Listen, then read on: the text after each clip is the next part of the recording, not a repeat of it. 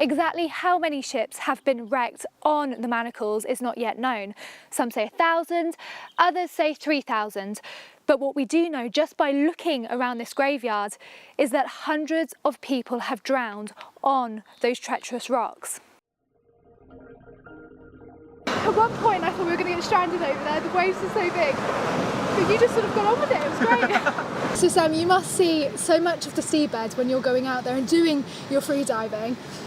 Can you tell me of any examples of when it's really impacted the landscape or the seabed? So wrecks form like...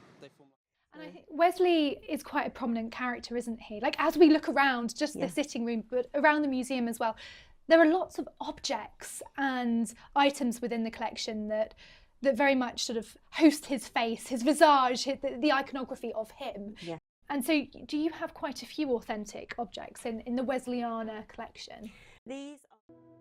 Christina Rossetti is a good example of a writer whose poetry was shaped not simply by devotion to God, but by devotion and regular church going. Vikki Jenner is tracing a piece of buried Cornish history for a postgraduate research project. She's part of a new generation of historians learning how fortifications like St Maur's Castle failed to fend off slave traffickers from North Africa.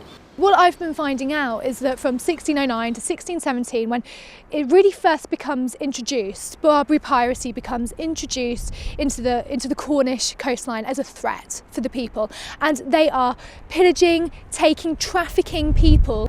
And you think, why hasn't it been looked into? Why has all of this information not been brought to the surface of our history books? Victoria.